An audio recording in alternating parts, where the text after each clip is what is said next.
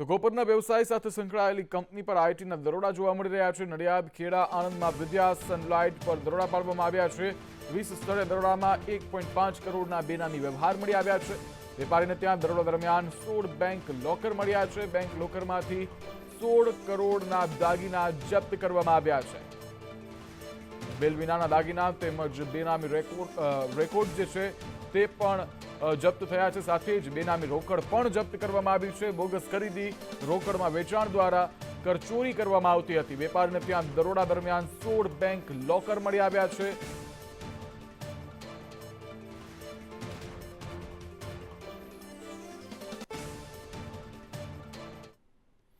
અમેરિકાનો હાલ મુદ્દો ખૂબ ચર્ચામાં છે। અમેરિકાથી માઇગ્રન્ટ્સને મોકલવામાં આવ્યા છે, ત્યારે અમેરિકા જવા માટે કલોલનો એક જિગ્નેશ પટેલ નામનો વ્યક્તિ મુસ્લિમ બન્યો છે। અમેરિકા એરપોર્ટ પર યુવકનો બાંડો ફૂટતા તેને ડિપોર્ટ કરાયો છે। જિગ્નેશ પટેલ વસીમ ખલીલ નામનો પાસપોર્ટ બનાવી યુએસ પહોંચ્યો। જિગ્નેશ પટેલ દિલ્હીથી કેનેડા અને કેનેડાથી અમેરિકા પહોંચ્યો। અમદાવાદ એસઓજીએ જિગ્નેશ પટેલની ધરપકડ કરી અને તપાસ હાથ ધરી છે।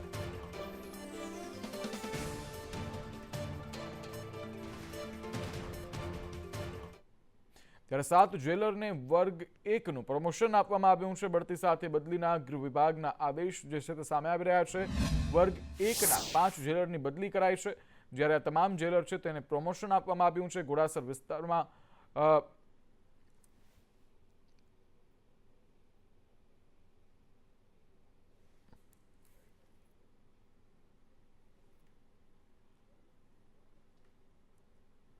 સમાચારોમાં આગળ નજર કરીએ તો અમદાવાદના ઘોડાસર વિસ્તારમાં હત્યાના કેસમાં પોલીસે ગણતરીના કલાકોમાં જ આરોપીને ઝડપી પાડ્યો છે। એસનપુર પોલીસે આરોપીની ચાલની આધારે ગુનાનો ભેદ ઉકેલ્યો છે। આરોપી રાજુ શિંદે છેલ્લા 2 વર્ષથી એક મહિલા સાથે લિવ ઇન રિલેશનશિપમાં હતો। જો કે થોડા સમય પહેલા જ જમવાનું બનાવવા બાબતે પ્રેમિકા સાથે માથાકૂટ થતા પ્રેમિકા તેનાથી અલગ થઈને પૂર્વ પતિ અઝીઝ પઠાણ સાથે રહેતી હતી અને પુનઃ લગ્ન કરવાની જાણ થતા આરોપીને લાગી આવતા પૂર્વ પત્નીની હત્યા કરી હતી। સમગ્ર ઘટનામાં ઈસનપુર પોલીસ સ્ટેશનની ટીમે ગણતરીના કલાકોમાં અજાણ્યા વ્યક્તિને નામ આઈડેન્ટિફાઈ કરીને તાત્કાલિક આ કામના આરોપીને રાઉન્ડ અપ કરીને એરેસ્ટ કરીને આ જે હત્યાનો બનાવ છે તેને સફળ રીતે ડિટેક્ટ કરવા। અંજારમાં પુત્ર દ્વારા પોતાની માતા પર દુષ્કર્મની ઘટના સામે આવી છે। માતાનું સારવાર દરમિયાન મોત થયું છે। પોલીસે પુત્ર સામે હત્યાનો ગુનો નોંધ્યો છે। માતાને હવસનો શિકાર બનાવનાર પુત્ર સામે ગુનો નોંધાયો છે। બાર એસોસિએશન પુત્રનો કેસ નહીં લડે ત્યારે છોરું કછોરું થાય, પરંતુ માવતર કમાવતર ના થાય એવી ઘટના સામે આવી છે। સગી માં જનની તેનું પર નજર બગાડી દુષ્કર્મ આચરવામાં આવ્યું। જો કે સારવાર દરમિયાન માતાનું મોત થયું છે। માતાને હવસખોર પુત્રએ પોતાની હવસનો શિકાર બનાવ્યો। જો કે બાર એસોસિએશને હાલ મહત્વનો નિર્ણય લીધો છે કે આ હવસખોર પુત્રનો કેસ કોઈ નહીં લડે।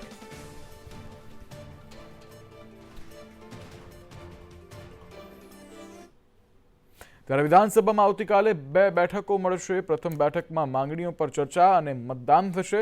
બીજી બેઠકની શરૂઆત પ્રશ્નોત્તરી કાળથી શરૂ થશે। પ્રશ્નોત્તરી કાળ બાદ મુખ્યમંત્રી મહત્વની જાહેરાતો કરશે, જ્યારે નિયમ 44 હેઠળ મુખ્યમંત્રી ગૃહમાં જાહેરાત કરશે। સીએમની જાહેરાત બાદ અંદાજપત્રીય સામાન્ય ચર્ચા થશે।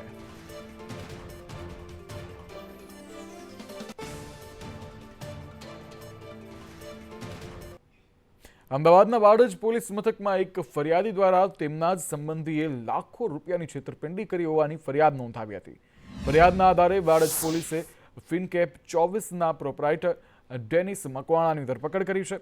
ડેનિસ મકવાણા છેલ્લા 1.5 વર્ષથી રાણીપ વિસ્તારમાં ફિનકેપ 24 નામની કંપનીની ઓફિસ ખોલી સગા સંબંધીઓને રોકાણ કરાવતો હતો। બાદમાં નફો કે મૂડી પરત નહીં આપી લોકો સાથે છેતરપિંડી કરી હતી। અત્યાર સુધી ડેનિસે 3 થી 4 જેટલા લોકો પાસેથી 24 લાખથી વધુની રકમ પડાવી હોવાનું સામે આવી રહ્યું છે। અભી રાજવંશ તરીકે અમને મળ્યા હતા। હું રાજપૂત છું એમ પણ એમને કીધું હતું। પછી જ્યારે અમે પૈસા આપ્યા, પૈસા એમને જ્યારે પાછા ના આપ્યા, અમે જ્યારે એને પકડ્યો 10 ડિસેમ્બરે એના ઓફિસ ઉપર અમે પકડ્યો, ત્યારે એનું આધાર કાર્ડ જોતા અમને ખબર પડી કે ભાઈ એ તો ડેનિસ મકવાણા છે। એની સાચી ઓળખ ત્યારે એમને કામનો જે ફરિયાદી છે તેણે 1/8/2023 થી લઈને અત્યાર સુધીમાં કુલ 11,62,238 રૂપિયાનું રોકાણ એ પેઢીની અંદર કરેલ છે. આ ઉપરાંત અન્ય પણ 2 ભોગ બનનાર અમને મળી આવ્યા છે. તાત્કાલિક આરોપીની ધરપકડ કરી છે અને આરોપી સિવાય પણ અન્ય કોઈ આરોપી સામેલ છે કે નહીં અને આ ઉપરાંત અન્ય કોણ ભોગ બનનાર છે તેની તપાસ હાલ ચાલી રહી છે. આગળ વાત કરવી છે વડોદરાની કે જ્યાં આરોગ્ય વિભાગ દ્વારા તપાસ હાથ ધરવામાં આવી છે. તળેલી વાનગીઓ વેચતા વેપારીઓને ત્યાં ચેકિંગ હાથ ધરવામાં આવ્યું છે. સ્થળ પર તેલનું ચેકિંગ કરી અખાદ્ય તેલનો જથ્થો જે છે તે નાશ કરાયો છે.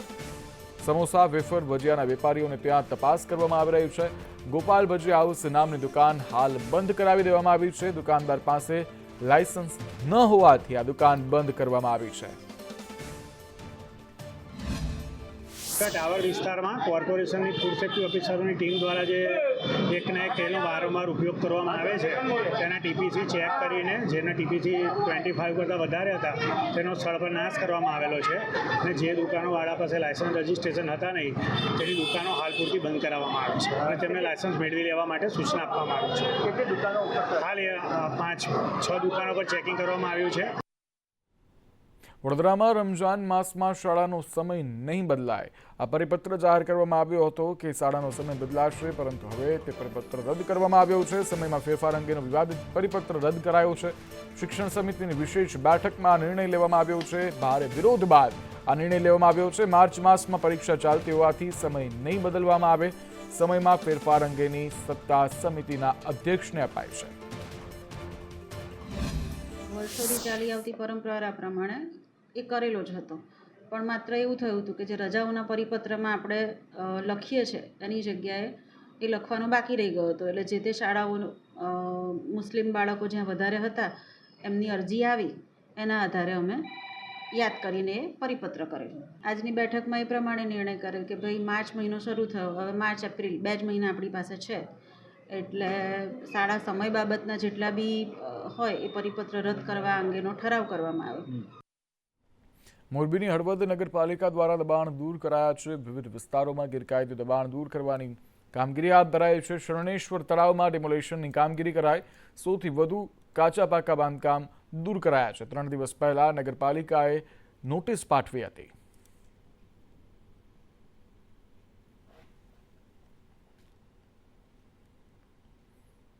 અમરેલીમાં લંપટ શિક્ષક મામલે સ્થાનિકોનો વિરોધ જોવા મળી રહ્યો છે. બાબરા મામલતદારને સ્થાનિકોએ આવેદન આપ્યું છે. મોટી સંખ્યામાં લોકો મામલતદાર કચેરી પહોંચ્યા. એસઆઈટીની રચના કરી તાત્કાલિક કેસ ચલાવવા માટેની માંગ પણ કરવામાં આવી છે. આવેદન આપી લંપટ શિક્ષકને ફાંસીની સજા આપવા માટેની માંગ કરવામાં આવી છે.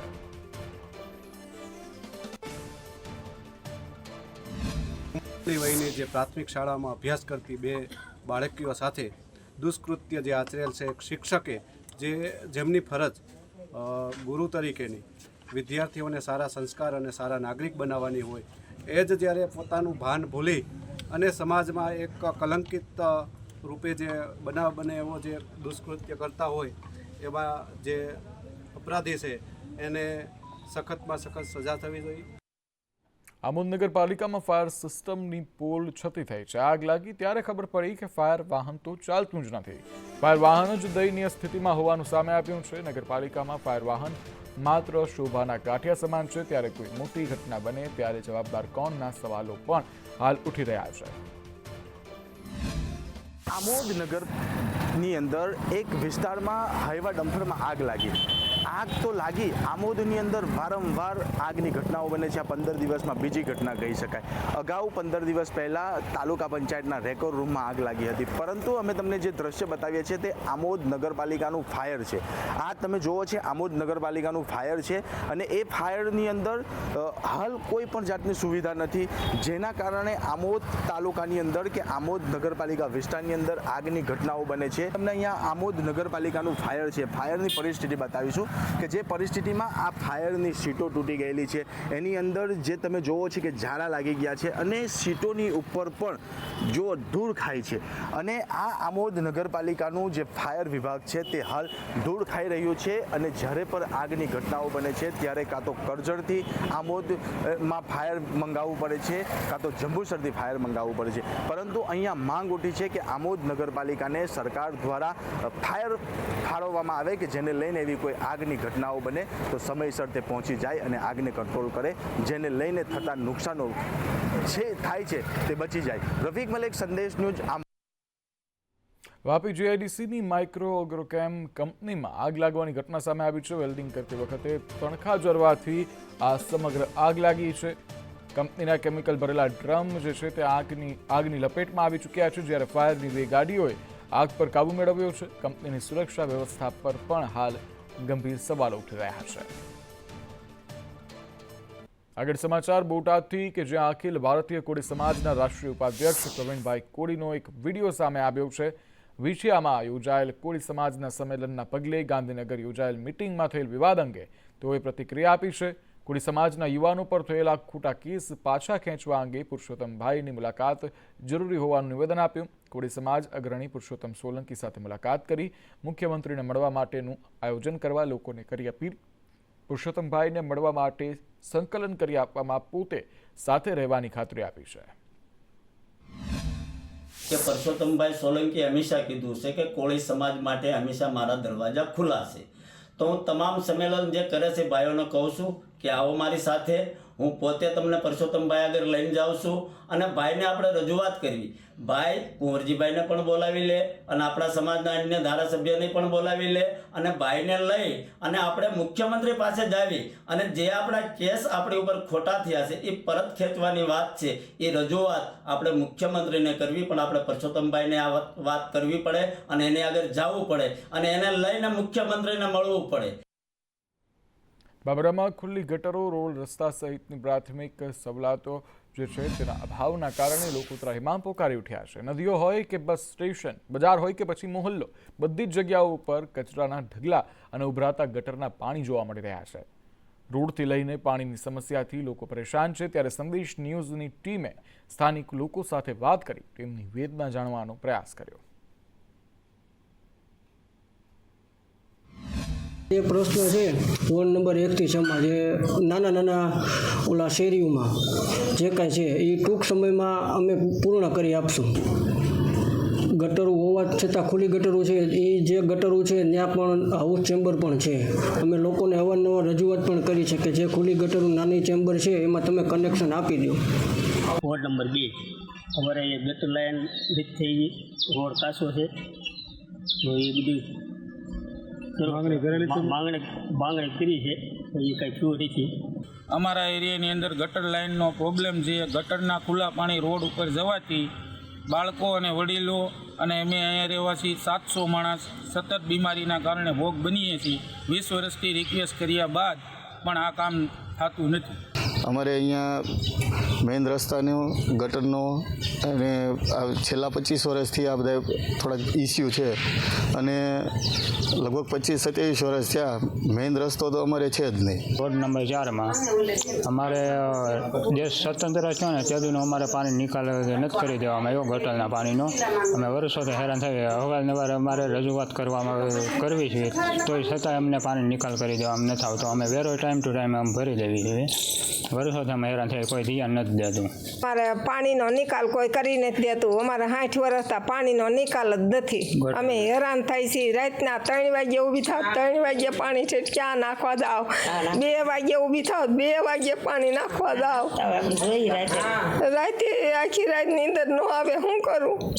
આજે બાબરાની અંદર રોડ, રસ્તા, ગટર, અમુક સિમેન્ટ કોન્ક્રીટ રોડ થયા છે, એક વર્ષ દિવસ નથી થયા ત્યાં તૂટી ગયા છે, બરાબર. અને પાલિકા અત્યારે બેસવાની વ્યવસ્થા કરે છે, પણ વૃદ્ધો માટે બેસવાની વ્યવસ્થા રાખે, પણ બેસવાની પાછા આખો કચરો તમે જુઓ તો બેસાય એવું છે ને, એટલી તો ગંદકી છે. બાબરા શહેરની અંદર લોકો જ્યારે રોડ, રસ્તા અને ગટરને લઈને ખૂબ જ પરેશાન થઈ રહ્યા છે, ત્યારે બાબરા શહેરનું આ એસટી ડેપો છે ત્યાં પણ આપણે જોઈ શકીએ છીએ કે અહીંયા જે છે કચરાના ગંજ લાગી ગયા છે, છતાં પણ બાબરા નગરપાલિકાની આંખ ઉઘડતી નથી. ત્યારે અમુક વિસ્તારોમાં જે કહી શકાય કે રોડ, રસ્તાને લઈને લોકો ખૂબ જ પરેશાન થઈ રહ્યા છે. અમુક જગ્યાએ ગટરો પણ કરવામાં આવી નથી અને જ્યાં રસ્તા કરવામાં આવ્યા છે તે પણ 1 વર્ષના સમયગાળામાં ઉખડી ગયા છે. ત્યારે લોકો દ્વારા માંગ કરવામાં આવી છે કે જે પ્રકારે વેરો લેવામાં આવે છે તે પ્રમાણે સવલત જે છે, પ્રાથમિક સુવિધા જે છે એ નગરપાલિકા દ્વારા ઊભી કરી દેવામાં આવે તેવી લોકોએ માંગ કરી છે.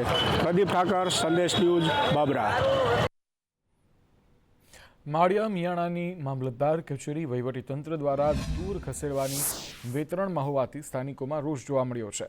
આ મામલે છેલ્લા એક સપ્તાહથી સામાજિક કાર્યકર ઝુલ્ફિકાર સંધવાણી ઉપવાસ આંદોલન કરી રહ્યા છે અને હવે આ આંદોલનને મોરબી જિલ્લા કોંગ્રેસે પણ ટેકો જાહેર કર્યો છે. કોંગ્રેસ પ્રમુખે આજે કલેક્ટરને આવેદનપત્ર આપ્યું હતું, જોકે આ અંગે કલેક્ટરે કાર્યવાહી કરવાની બાંહેધરી આપી હતી. કાલે સાંજે 6 વાગ્યાની તબિયત લથડતા મોરબી સિવિલ હોસ્પિટલમાં દાખલ કરવા પડેલા બેભાન અવસ્થામાં અને હજી પણ આઈસીયુમાં દાખલ પડ્યા છે. એને લઈ અને આજે અમે ગામ બંધ રખાયું માળિયા શહેર અને મામલતદારને પણ આવેદનપત્ર આપ્યું અને આજે અહીંયા કલેક્ટર સાહેબને મળવા આવ્યા. માળિયાના એક જાગૃત નાગરિક પોતાને અને માળિયાની પ્રજાને લગતા પ્રશ્નો માટે ઉપવાસ ઉપર બેઠેલા અને એમની હાલત નાજુક થતાં હોસ્પિટલાઇઝ કરવા પડેલા અને આજે બધા આગેવાનો ભેગા થઈ અને કલેક્ટરશ્રી પાસે એની રજૂઆતો માટે યોગ્ય માગણી છે અને એના બાબતે કંઈ એક્શન લેવા જોઈએ એ બાબતે રજૂઆત કરવા આવેલા. આણંદ કલેક્ટર કચેરીના રેકોર્ડ શાખામાં ફાઇલ મૂવમેન્ટ રજિસ્ટરમાં ખોટી સહી કરી ફાઇલ ગુમ કરી હોવાની નાયબ મામલતદારે ફરિયાદ નોંધાવી છે. સમગ્ર કેસમાં લોકલ ક્રાઇમ બ્રાન્ચે તપાસ શરૂ કરી છે. મહત્વનું છે કે આણંદ કલેક્ટર કચેરીના તત્કાલીન નાયબ મામલતદાર અને અધિક જિલ્લા કલેક્ટર કેતકી વ્યાસ સામે કાર્યવાહી કરવા બોરસદના મોહમ્મદ હનીફે અગાઉ રજૂઆત કરી હતી. આ રજૂઆતની નકલ સચિવ મહેસૂલ વિભાગને રવાના કરતા તપાસના આદેશ અપાયા હતા, જે અંતર્ગત પ્રાંત અધિકારીએ તપાસના અહેવાલ મંગાવી રેકોર્ડથી ખાતરી કરતા સરકારને નાણાકીય નુકસાન થયું હોવાનું ખુલ્યું હતું.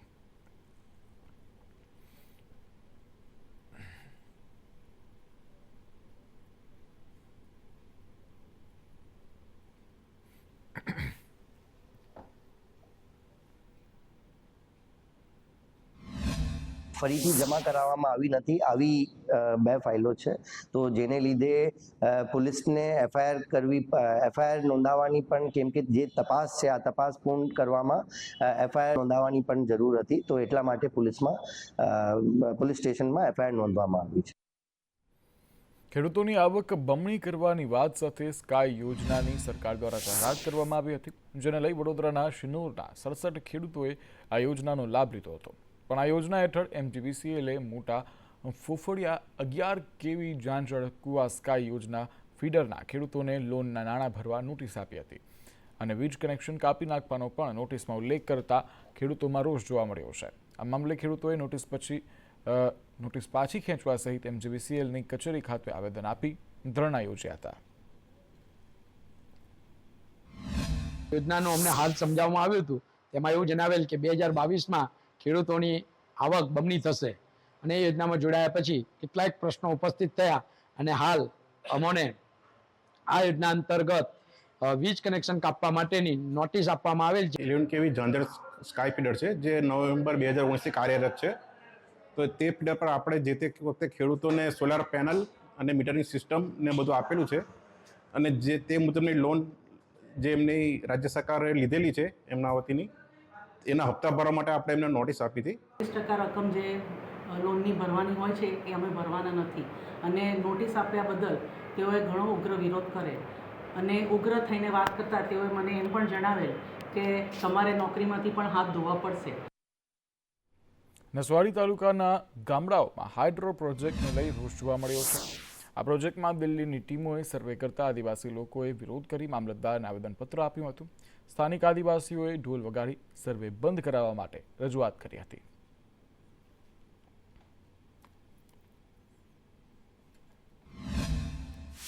આયોજન પત્ર આપવા માટે અમે આવ્યા છે અને અમારા વિસ્તારની અંદર 5મી અનુસૂચિ લાગતી હોવા છતાં આમને પૂછ્યા વગર બહારી વ્યક્તિ આવીને આ જે અમારા ડુંગર વિસ્તારના એરિયામાં સર્વે કરે છે. તો ગામના જે જમીન માલિક છે, ઘરના માલિક છે, એમાં જે જમીનમાં ઘર બચેલા છે એને પણ ખુદને ખબર નથી એ કોણ આવે છે અને આવીને પછી એ લોકોએ સર્વે કરે છે ખાનગી અને માલિકીની જમીનમાં. તાલુકાના ડુંગર વિસ્તારમાં જે દિલ્હીથી ટીમ આવે છે અને આશરે સર્વે કરે છે, જે કોઈને પણ જાણ કર્યા વગર આશરે ગુછીને સર્વે કરે છે. જેમ કે અમારા નર્મદાના કિનારે જે વિસ્થાપિત કરેલા છે એ લોકો તઈ વસાહતમાં જીવે છે એ કેટલો બહુ જ ખરાબ રીતે જિંદગી જીવે છે અને અમને પણ આવી રીતે વિસ્થાપિત કરવા માટે આ સરકાર અમે ઉઠીએ ના તે પહેલાં આ દિલ્હીથી આવે છે અને સર્વે કરે છે. આ સર્વે થવો જોઈએ નહીં. જામનગરના અંધાશ્રમ નજીક આવેલા 1404 આવાસોના ધારકોને નવા મકાનોનું વચન આપી મકાનો ખાલી કરાવવામાં આવ્યા હતા, પરંતુ હજુ સુધી નવા મકાનો મળ્યા નથી. મહાનગરપાલિકાએ જર્જરિત થઈ ગયેલા આ આવાસોને તોડી પાડવાનું કામ હાથ ધરી દીધું છે, પરંતુ નવા બાંધકામ માટે કોન્ટ્રાક્ટર કે ડેવલપર શોધવામાં મુશ્કેલીઓનો સામનો કરવો પડી રહ્યો છે. આ સ્થિતિએ આવાસ ધારકોમાં હવે નારાજગી છે અને અસંતોષ ફેલાયો છે, કારણ કે તેઓની રહેવાની છત હવે તેમની પાસેથી વહી ગઈ છે.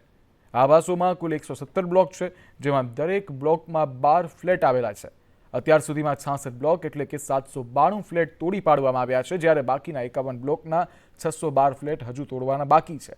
મહાનગરપાલિકાએ આ પ્રોજેક્ટને રાજ્ય સરકારની રીડેવલપમેન્ટ પોલિસી હેઠળ નવા મકાનો બનાવવાની યોજના કરી છે, પરંતુ આ યોજના હજુ અધ્ધરતાલ લટકી રહી છે.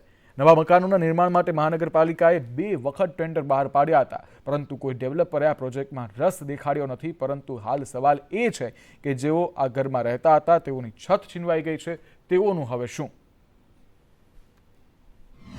જામનગર મહાનગરપાલિકા દ્વારા જે વર્ષ 2000માં જામનગર ખંભાળિયા હાઈવે પર જે 1404 આવાસ આવેલા છે, એમાં અગાઉ પણ મેં પ્રથમ પ્રયત્ન કરી અને મે 2024માં નવા 1420 આવાસો 124.57 કરોડના ખર્ચે રીડેવલપમેન્ટ પીપીપી ધોરણે બનાવવા માટે ટેન્ડર બહાર પાડવામાં આવેલ, પરંતુ ત્યારે ડિમોલિશન થયેલ ના હોય અને તમામ બ્લોક પણ એમ જેમને તેમ હોય એટલે કોઈ પણ એજન્સીના ભાવો આવેલ નહીં. ત્યારબાદ અમે એ લોકોને સમજાવે છે, એસોસિએશનને રજૂઆત કરેલ છે અને અમારું મકાન 24 કલાકમાં અમને ખાલી કરાવડાવ્યું અને અમે અત્યારે ભાડા ભરવામાં અત્યારે મજબૂત થઈ ગયા છીએ. અમારે ત્યાં કંઈ મકાન મળતા નથી. અમે 5-5 હજાર રૂપિયા ખર્ચીને અમે ભાડું ભરીએ છીએ. એક કમાવાળાને 4-4-5-5 જણા ખાવાવાળા હોય, અમે શું કરીએ? અમે 24 કલાક ને અમે અત્યારે કોઈ જવાબ નથી દેતું. અત્યારે અમારા મકાન તાત્કાલિક ખાલી કરાવડાવ્યા છે. એ લોકો કેમને બનાવી દે છે, કઈ જવાબ દેતા નથી. ભાડું દે સામે મકાન છે, કોઈ કઈ જવાબ દેતું નથી અમને. LIG 264માં રહું છું અને અત્યારે અમે આવેદનપત્ર દેવા આવ્યા છે અકબારીભાઈને અને આખી સોસાયટી આવ્યા છે. હવે વાત રહી એમ કે અમારા મકાન પડે એવા નહોતા, છતાં એ લોકોએ રાતે આવી અમને બધાને ખાલી કરાવ્યા અને નીકળી જાવ નહીતર અમે ખેંચીને કાઢશું અને પોલીસને પણ સાથે લઈ આવ્યા હતા. અને પછી અમારે ભાડે મકાન મળતા નહોતા. અત્યારે કોઈકના 11,000 છે કે 8,000 છે, 10,000 રૂપિયા કમાય છે, તો એ 10,000 ભાડું કેમ ભરી શકે? અને અમારી માંગણી એમ છે કે આ મકાન બનાવી દે અમને. અમે જ્યાં છે ત્યાં જ અમારે મકાન જોઈએ છે અને જો મકાન ન બનાવી દે તો અમને ભાડા આપે, જ્યાં સુધી ન બને ત્યાં સુધી. વલસાડ જિલ્લાના પારડી જીઆઈડીસી વિસ્તારમાં ચાલી રહેલા રસ્તા નિર્માણના કામને લઈને સ્થાનિકોમાં ભારે રોષ ફેલાયો છે. આ રસ્તા કામના કોન્ટ્રાક્ટર દ્વારા તકલાદી કામગીરી કરવામાં આવી રહી હોવાના આક્ષેપો ઉઠી રહ્યા છે. રસ્તાના કામમાં વેઠ ઉતારવામાં આવતી હોવાનું વાહન ચાલકો અને રાહદારીઓ જણાવી રહ્યા છે. જીઆઈડીસી વિસ્તારમાં બની રહેલા આ રસ્તા પર ભારે માલવાહક વાહનોની સતત અવરજવર રહે છે. સરકારે કરોડો રૂપિયાના ખર્ચે આ રસ્તાઓ બનાવવાની જવાબદારી કોન્ટ્રાક્ટરોને સોંપી હતી, પરંતુ સ્થાનિક લોકોનું કહેવું છે કે કોન્ટ્રાક્ટરો પૈસા બચાવવા અને ઝડપથી કામ પૂરું કરવાની લાલચમાં ગુણવત્તા સાથે સીધી રીતે ચેડા કરી રહ્યા છે. આરોપ છે કે બનેલા રસ્તા જે છે તે પાકા રસ્તા પર માત્ર ડામર પાથરી કપચી નાખીને રોલિંગ કરી દેવામાં આવે છે. તો બનેલો છે, કામ કરે સારું કહેવાય, પણ આવું નથી કરવાનું. સારું બનાવવાનું હોય. આ એમ જ પાથરીને ચાલ્યા જાય ને એ સારું નહીં કહેવાય. એમ આ તો 1 વર્ષ ની થાય એટલે પાછું નીકળી જાય. કોન્ટ્રાક્ટર બધા પૈસા ખાઈ જાય એવું લાગે ને. આપણે સરખું કામ કરવું જોઈએ. સરકાર તરફથી પૈસા મળે ને પૈસા તો અહીંયા પૂરું કામ તો થતું છે જ નહીં. એમ बना दो, अच्छा सरकार बना दो तो आने जाने को टायर पड़ जाता, कभी टायर पंचर हो जाता, उसके लिए अच्छा बन जाएगा तो अच्छा रास्ता हो जाएगा. ये अच्छा बनना चाहिए जरा. ये क्या खाड़ा वाला जो खाड़ी ऊपर पड़ा हुआ है पत्थर है ना, गाड़ी जाती है, लोडिंग वोडिंग गाड़ी रहती है, कभी टायर और पंचर वंचर पड़ जाता है. उसके लिए अच्छा बन जावे तो बस और क्या. રસ્તા હરકા નહીં બનાય એટલે અમારે ગાડીના ટાયર ખરાબ થઈ જાય, સુપેક્સર કહેવાય. એવી રીતે અમે સામાન ભરી લઈએ તો ગમે ત્યાં પંચર પડી જાય. સારા રસ્તા રહી તો કંઈ નહીં થાય. એમ એ લોકો ખોદીને સારો બનાવવો પડે. ચોમાસું નહીં નીકળી જાય એટલે પાછા રસ્તા તૂટી જાય, ખાડા પડી જાય એટલે ગાડી બરેકર પાટા તૂટી જાય એટલે બહુ તકલીફ પડે. હવે એમ જ તો અમારા રીતે સારો રસ્તો જોઈએ, ગમે તેમ બનાવે પણ સારો રસ્તો જોઈએ. આણંદને મહાનગરપાલિકાનો દરજ્જો મળ્યા બાદ પ્રથમ વખત વર્ષ 2025-26 માટે બજેટ રજૂ થયું હતું. આણંદ મહાનગરપાલિકાનું ₹1055.32 કરોડનું બજેટ રજૂ કરાયું હતું. આ બજેટ મહાનગરપાલિકાના વહીવટદાર પ્રવીણ ચૌધરી સમક્ષ રજૂ કરવામાં આવ્યું હતું અને આ મિલકત વેરા સહિત કોઈ પણ કર અથવા દરમાં વધારો કર્યા વગરનું આ બજેટ રજૂ કરવામાં આવ્યું હતું. આ બજેટમાં શહેરના મુખ્ય રસ્તાઓના વિકાસ પર વિશેષ ધ્યાન આપવામાં આવ્યું છે. આજે આણંદ મહાનગરપાલિકાનું પ્રથમ બજેટ રજૂ કરવામાં આવ્યું છે. આ બજેટમાં માન્ય સાંસદ સભ્ય શ્રી મિતેશભાઈ, માન્ય ધારાસભ્ય શ્રી યોગેશભાઈ, વહીવટદાર શ્રી અને કલેક્ટર શ્રી પ્રવીણ ચૌધરી સર અને આણંદની જનતાને બધા સૂચન લઈને આ બજેટ તૈયાર કરવામાં આવ્યું છે. આ બજેટનો અંદાજે એસ્ટિમેટ 1055 કરોડનું છે. એમાં 890ના આસપાસના કેપિટલ વર્કના કામ લીધા છે. આ વર્ષ આપને દરેક સેક્ટરમાં અને દરેક વિસ્તારમાં ડેવલપમેન્ટ થાય એના ધ્યાનમાં લઈને આ બજેટની પ્રિપેરેશન કરવામાં આવ્યું છે. આજે આણંદ મહાનગરપાલિકાનું ઐતિહાસિક કહી શકાય એવું સૌ પ્રથમ નગરપાલિકામાંથી મહાનગરપાલિકા બન્યા બાદનું બજેટ જાહેર થયું છે. ₹1055 કરોડનું, જેને સંપૂર્ણ વિકાસ માટે કહી શકાય તેવી બજેટની આજે 2025-26 માટે આકારણી થઈ છે. અને હું માનું છું કે ગુજરાતનું 5મા નંબરની આ મહાનગરપાલિકા જ્યારે બનવા જઈ રહી છે ત્યારે આ બજેટ ખૂબ આવકારદાયક છે. રાજ્યમાં પીજીવીસીએલની બેદરકારીની ઘટના સામે આવી છે, જેમાં ગીર ગઢડાના વરવીડિયા ગામ ખાતે ખેડૂતો વીજ જોડાણ માટે અરજી કરી હતી. જો કે આ પછી વીજ પોલ અને ટ્રાન્સફોર્મર લગાવાયું હતું, પરંતુ વીજ જોડાણ આપ્યું ન હતું. તેમ છતાં પીજીવીસીએલ દ્વારા ખેડૂતોને ₹520 બિલ આપવામાં આવ્યું હતું. આ મામલે ખેડૂતે ગીર ગઢડા પીજીવીસીએલ કાર્યપાલક ઇજનેર કચેરીએ રજૂઆત કરતા હાલમાં બિલ ના ભરવા જણાવ્યું હતું. પછી તારીખે બિલ આવ્યું અને ₹500 બિલ, ₹520 બિલ આપેલું છે. આ અંગે તમે બિલ લઈને હું જોતો ડાભી સાહેબ પાસે, કાર્યપાલક ઇજનેર પાસે. મને કે તમે આ બિલ ભરતા નહીં. દેવભૂમિ દ્વારકાના જામ ખંભાળિયા પંથકમાં શિયાળુ પાકના સમયે જીરાનું પાછોતનું વાવેતર કરનાર ખેડૂતોને આર્થિક ફટકો પડ્યો છે. પાક તૈયાર થવાના આરે હવામાનમાં અચાનક આવેલા પલટાએ જીરાના પાકને બગાડી નાખ્યો છે, જેનાથી ખેડૂતોને ભયંકર મુશ્કેલી ભોગવવાનો વારો આવ્યો છે. માવઠું થતાં શિયાળુ પાકનું વાવેતર સમય કરતાં મોડું થયું હતું. આ કારણે અનેક ખેડૂતોએ જીરાનું પાછોતનું વાવેતર કરવાનો નિર્ણય લીધો હતો. આ વાવેતર બાદ ખેડૂતોને આશા હતી કે તેઓને આ વખતે સારું ઉત્પાદન મળશે, પરંતુ હવામાને અચાનક એવો પલટો માર્યો કે ખેડૂતો હાલ પાયમાલ થવા માંડ્યા છે. તેજ પવનો ફૂંકાયા, જેના કારણે જીરાના પાક ખરાબ થઈ ગયા. જ્યાં 1 વીઘામાંથી 10 થી 12 મણ જીરાનું ઉત્પાદન થવાની અપેક્ષા હતી, ત્યાં હવે માંડ 2 થી 3 મણ જ ઉત્પાદન થાય તો પણ સારી વાત છે. આનાથી ખેડૂતોની આશાઓ પર પાણી ફરી પડ્યું છે અને તેમને શિયાળુ પાકની મહેનતનું ફળ મળવાને બદલે નુકસાનીનો સામનો કરવો પડ્યો છે. નુકસાની બાદ ખેડૂતોએ સરકાર પાસે હાલ આર્થિક સહાયની માંગ કરી છે. મારે અત્યારે શિયાળુ પિત્તમાં જીરું હતું. અત્યારે 10 વીઘાનું મારું જીરું છે. તે જીરું બધું વાતાવરણના કારણે નાશ થઈ ગયું છે. મેં એમાં 50,000 થી 60,000નો ખર્ચો કર્યો છે. 30-35,000ની દવા છાંટી છે. તે છતાં અત્યારે જીરામાં 10 વીઘામાંથી 20 થી 25 મણ તો માંડ જીરું થાય એવું છે શક્યતા. હવે એ ખર્ચો ચડાવતા હજી મજૂરી 50-60,000 મજૂરી લાગી જશે ને શિયાળુ પિત્ત પાક મારો નિષ્ફળ ગયો છે. શિયાળુ મોસમ દર વખતે જીરું વાવેતર કરતા અમે 5 વીઘાનું જીરું વાવેતર હજુ કરી 5 વીઘાનું કરેલું છે. હજુ કરી જીરું 5 વીઘા દર વખતે જીરું વાવતા વીઘે 10 થી 12 મણ નીકળતું અને મિનિમમ ખર્ચો 5,000નો આવતો.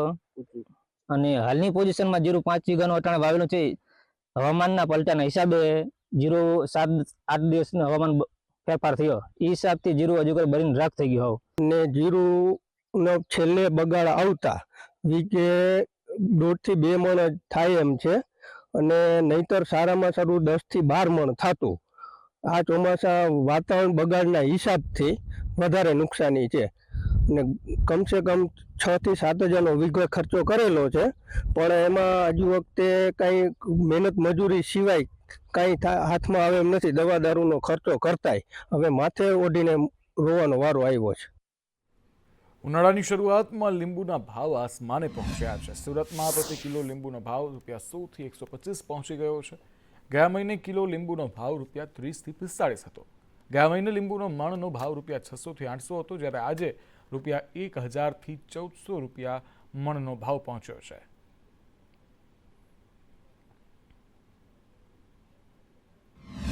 લીંબુનો વપરાશ ગરમીની સિઝનમાં આપણા ત્યાં ઘણો વધારે થતો હોય છે. બીજું, અત્યારે છેલ્લા 3-4 વર્ષથી અમે જોઈએ છે કે જે પ્રમાણે લીંબુનો ઉતારા થવા જોઈએ એ ખરેખર આ જે ઋતુની અનિયમિતતાના કારણે એ ઝાડો પર ઘણી અસર પડી છે અને ખેડૂતોના માલના ઉત્પાદનમાં પણ ઘણો ઘટાડો થયો છે. એટલે લીંબુના ભાવો અત્યારે એ કારણોથી પણ વધેલા છે. બીજું, અમારા તો આજથી 1 મહિના પહેલા જે લીંબુ 600 થી 800 રૂપિયા પ્રતિ 20 કિલો વેચાતા હતા, આજે 1000 થી 1400 રૂપિયા પ્રતિ 20 કિલો ચાલુ થઈ ગયા છે. અને એનું મેઇન કારણ જ છે કે માલની આવક ઓછી છે, એના સામે ડિમાન્ડ વધી ગઈ છે. હાલ પંચમહાલના જંગલોમાં કેસુડો સોળે કળાએ ખીલેલો જોવા મળી રહ્યો છે. કેસુડો તેના ઘણા બધા ગુણોથી મનગમતો છે. કેસુડોના ફૂલને મસળીને એમાંથી નીકળતા રંગને ધૂળેટી રમવા માટે ઉપયોગમાં લેવાય છે, જે પંચમહાલ જિલ્લા માટે સામાન્ય છે.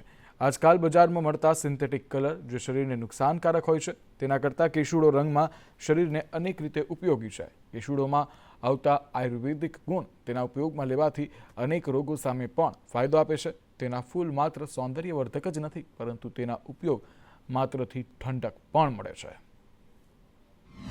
કેસુડો એક્ઝેક્ટલી જોવા જઈએ તો જેને આપણે ફ્લેમ ઓફ ધ ફોરેસ્ટ કાં તો જંગલની આગ તરીકે ઓળખીએ છીએ. મેં દેખવામાં ભલે આગ જેવું દેખાય છે, પણ એના ગુણો બહુ જ શીતળતા કાં તો શીત વીર્યના ગુણો છે અને આપણને ઠંડક આપતો એક વૃક્ષ છે. સ્કિન ડિસઓર્ડર્સ એટલે કે ચામડીના રોગોમાં ઘણો ફાયદો કરે છે. એ સિવાય પણ ડાયાબિટીસમાં ઉપયોગી છે, પેટના રોગોમાં ઘણો ફાયદો આપે છે. જે કેસુડાના ફૂલોથી એને અમુક સમય પહેલા એને એકત્રિત કરીને અને એને આપણે સારી રીતે એનો ઉપયોગ કરી અને એના રંગો બનાવીએ, બરાબર છે, અને એ રંગોનો ઉપયોગ આપણે ધૂળેટી દરમિયાન કરીએ તો એ આપણા શરીર માટે સારું છે. અને કેસુડો એ ઔષધિ રૂપ એક ફૂલ છે અને એમાંથી આપણને જે સાઈડ ઇફેક્ટ બી નથી થતી.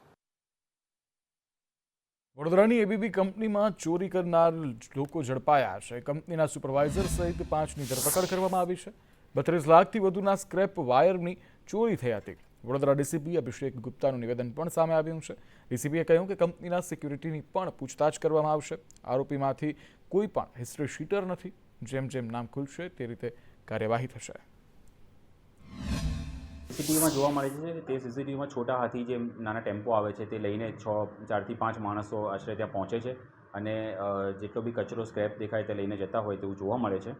અને તે તમામ અહીંયા બરોડાના જ છે. આજુબાજુના વિસ્તારના છોટાઉદેપુરના થોડા વર્કર્સ હોય એ રીતે લાગે છે. તે હેલ્પર છે અને ડ્રાઈવર છે. અને કુલ 5 આરોપીની ધરપકડ થઈ ગઈ છે અને 6થા આરોપીને પોલીસ સ્ટેશન લઈ આવ્યા છે, જેની આજે હમણાં ધરપકડ. ત્યારે આડા સંબંધના કારણે હત્યાનો એક મુદ્દો સામે આવ્યો છે, જ્યાં બાબુર તરીકે એક વ્યક્તિની ઓળખ થાય છે, જે મૃતક હોય છે. કડિયા કામ કરીને પોતાના પરિવારનું ગુજરાન ચલાવતા હતા. આ ઘટના શહેરની મોરબી ચોકડી નજીક આવેલી છે. બાબુરની જાડીમાં બની હતી, જ્યાં અનિલે આપઘાત કર્યો હતો. કોન્ટ્રાક્ટર હિતેશ નામના યુવાન સાથે તેની પત્નીના આડા સંબંધો હોવાની મૃતકને શંકા ગઈ હતી.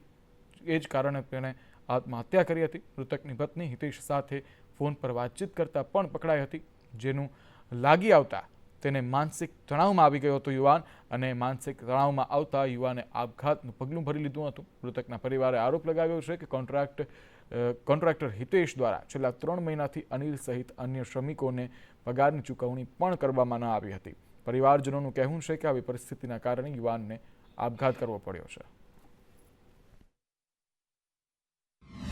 ભાઈ પાછી કેમ ખાઈ ગયા કે એ બૈરા પાસે મોબાઈલ પકડાયો સિટીજનો, તે સિટીઓ મોબાઈલ બંધ કરે અને ચાલી ગયો. તો એના માટે લડાઈ તો તેના માટે ફાંસી ખાઈ ગયો કે મારી બૈરાને મોબાઈલ પકડ્યો એના માટે ફાંસી ગયો. એનો અમારો કોઈ નિર્ણય નથી કે અમારા 3 મહિના સુધી પગાર પડલો. આજે ભાઈ સ્પોટ થઈ ગયા, એના બદલે આજે હિસાબ પોલિશન કરવામાં આવ્યા. મારા ભાઈનો ફોન પકડાયો એટલે મારા શેઠનો ફોન પકડાયો એટલે મારા ભાઈ એને લાવીને પૂછ્યું તો ના બતાવતી, તો ના બતાવી પછી એવું કીધું કે એને મમ્મી પપ્પાને બતાવ્યું. તો બતાવી તે એને મમ્મી પપ્પા કે કંઈ નહીં છોકરીને ઘરે મૂકો એવું કીધું. તો પછી એનો ભાઈ આવ્યો તો એનો મારો ભાઈ ને એનો ભાઈ બંને થઈને મારવા આવ્યા. જસદણના વડલાવાડી વિસ્તારમાં ચોરી થતાં પોલીસ દોડતી થઈ છે. સહજાનંદ સોસાયટીના બ્લોક નંબર 12માં ચોરી થઈ હતી. 35,000 રોકડા અને 40,000ના ગરણા સહિત 75,000ના મુદ્દામાલની ચોરી થતાં મકાન માલિકે ફરિયાદ નોંધાવી છે. વડલાવાડીએ સહજાનંદ રેસિડેન્સી અને મારે સોનાની વીંટી, ચાંદીની લકી મારી અને મારા ઘરનાના સાંકળા અને રોકડા રૂપિયા 30-35,000. તમે ક્યાં ગયા હતા? અમે ગયા હતા, શ્રીમદ પ્રસંગ હતો ને એટલે ત્યાં ગયા હતા ને રાત રોકાણા હતા. ઓલા ઘરે શું એમાં. વડોદરાના તરસાલીમાં મંદિરમાં તસ્કરો જે છે તે ત્રાટક્યા આવતા સાંઈ મંદિર અને માતાજીના મંદિરમાં ચોરી કરી. ચોરીની સમગ્ર ઘટના સીસીટીવી કેમેરામાં કેદ થઈ છે. 2 મંદિરોમાં દાનપેટીમાં ચોરી કરી તસ્કરો ફરાર થયા. મંદિરોમાં ચોરી થતાં ભક્તોમાં પણ ભારે રોષ જોવા મળ્યો.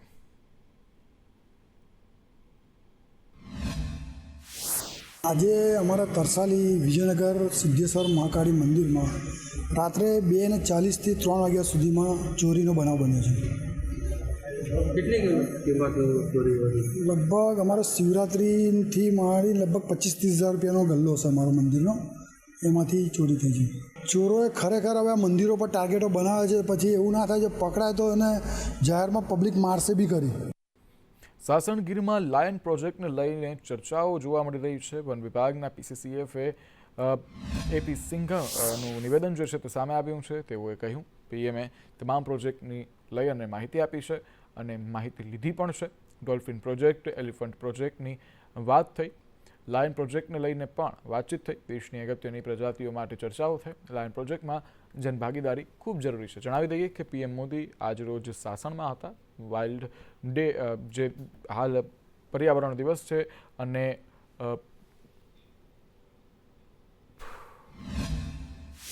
કાલે માનનીય વડાપ્રધાનની અહીંયા નાઇટ હોલ્ટ હતા સાસણ ખાતે, સિંહ સદન ખાતે. સવારે સાહેબે સફારી કરી અને આજે સવારે અને નેશનલ બોર્ડ ઓફ વાઇલ્ડ લાઈફની મિટિંગની ચેર કરી. નેશનલ લેવલના જુદા જુદા પ્રોજેક્ટની ચર્ચા થઈ છે, જેમાં આપણે લાયન પ્રોજેક્ટ લાયન છે, પ્રોજેક્ટ એલિફન્ટ છે, પ્રોજેક્ટ ડોલ્ફિન છે, પ્રોજેક્ટ ચીતા છે, પ્રોજેક્ટ લેપર્ડ સ્નો લેપર્ડ છે. નસવાડીના ગોયાવાંટમાં આવેલી શાળામાં શિક્ષકોના અભાવને લઈ બાળકોના અભ્યાસ પર અસર પડી રહી છે, જેને લઈ ગોયાવાંટના લોકોએ TDOને આવેદન આપી રજૂઆત કરી છે. જેમાં જણાવ્યું છે કે ધોરણ 1થી 8ની શાળામાં એક જ શિક્ષક હોવાથી બાળકોને પૂરતું શિક્ષણ મળતું નથી. ત્યારે જો આવનારા દિવસોમાં ગોયાવાંટ શાળામાં શિક્ષકો નહીં મુકાય તો ગ્રામજનો આંદોલન કરશે તેવી ચીમકી ઉચ્ચારી છે. અમારા બાળકો ભણવા જાય છે, 1 થી 8 ધોરણ લગીનો હશે, 10 લગી હવે નથી આવડતું. હવે અમારી શાળામાં એક જ શિક્ષક છે. હવે 300 છોકરા થાય, 300 છોકરોને ભણાવે હું, એટલે અમારા છોકરા એ જો 1 થી 10 સુધી નહીં ના આવડતું જ નથી. મુજે અમે TDO સાહેબને આયોજનપત્ર આપ્યું છે. અમારી શાળામાં ગોયાવાંટ ગ્રુપ શાળામાં શિક્ષકોની ઘટ છે. જો શિક્ષકો ના પૂરા કરવામાં આવે તો અમે આંદોલન કરીશું. નર્મદાના રાજપીપળાની અંબુભાઈ પુરાણી હાઈસ્કૂલની મૂકબધિર વિદ્યાર્થીની ધોરણ 10ની અનેરા ઉત્સાહ સાથે પરીક્ષા આપી રહી છે. ચિત્રાવાડીની જસુદા વસાવા હાલ સામાન્ય બાળકો સાથે પરીક્ષા આપે છે અને મૂકબધિર હોવા છતાં આત્મનિર્ભર થઈ જીવન જીવે છે, જે અન્ય વિદ્યાર્થીઓ અને લોકો માટે પણ પ્રેરણારૂપ છે.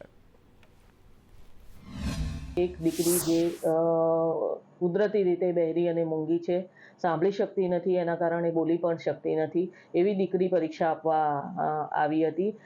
દીકરીનો કોન્ફિડન્સ જોઈને ખૂબ જ આનંદ થયો. દીકરી ફિઝિકલી બધી રીતે ફિટ હતી, ખાલી બોલી અને સાંભળી શકતી નહોતી. ખૂબ જ શાંતિપૂર્વક એના માઇન્ડમાં ખૂબ જ શાંતિ હતી અને ખૂબ સારી તૈયારી સાથે પરીક્ષા આપવા આવી રહી હોય એવું લાગતું હતું.